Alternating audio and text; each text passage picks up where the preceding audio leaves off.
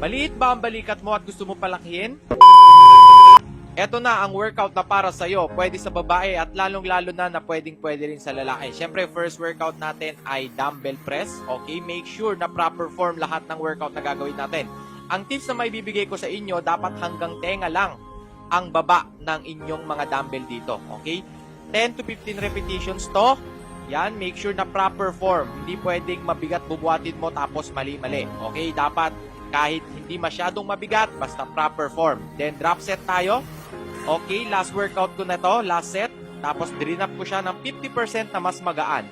So yung plates kanina ay ano yan, 30, ay yung dumbbell kanina ay 30. Tapos ito, binubuhat ko ngayon ay 15 kilos na lang. Ganyan po mag-drop set guys. Mabigat, tapos bigla mong idadrop yung weight sa 50% na mas magaan. Okay?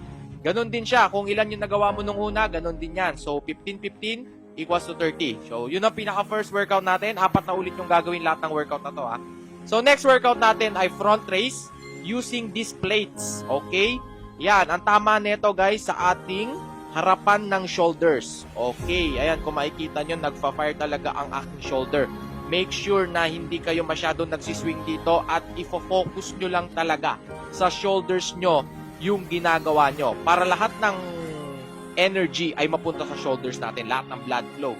Okay, ang next workout natin ay seated cable rear deltoids. Okay, seated. Ayan o, nakaupo ako tapos kung makikita nyo yung rear deltoids ko talaga, ayan nyo, sa likod ng shoulders ko, yan po ang bumubuhat ng lahat ng weight. Hindi mahalaga yung weight dito. Kahit hindi masyadong mabigat, okay lang basta proper form. Repetitions nito, 20. Okay, 15 to 20. Excuse me po.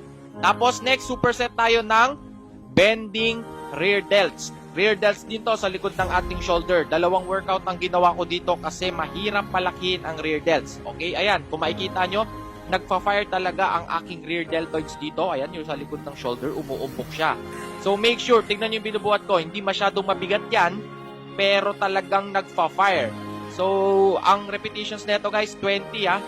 Medyo mahirap to, kaya kailangan naka-warm kayo, naka-warm up, okay? So, ayan, syempre after nyan, ipiflex mo yung rear deltoids mo. Ayan o, kung makikita nyo yung sa likod ng shoulders ko, di ba? Lumabas. Ayan. Yan po ang pinakamahirap palakihin sa ating mga shoulder, yung nasa likuran. Ayan o, yung nasa likod ng shoulder natin. Hirap niyan. Okay, so next workout natin, ito ang tinatawag kong seated side raises. Okay? Make sure, bakit ako dito nakaupo? Kasi mas maganda dito nakaupo ka kasi walang momentum na nagaganap. Okay? Talagang shoulder, pure shoulder lang ang gumagana dito. Tignan nyo yung dumbbell. Inaangat ko lang siya using my shoulders. Tapos magaan lang yan. 5 kilos lang yan, kabila ang kamay. 5 kilos lang yan, sobrang gaan lang yan. Ayan, kung makikita nyo talagang nagpa-fire. And medyo nahihirapan na ako that time. Pero syempre, tuloy lang. 30 repetitions ang ginawa ko dito para talagang burn na burn ang ating mga shoulders. Okay, so tuloy lang. Ayan, kung makikita nyo, pump na ang aking mga shoulders dito. Syempre, after nyan,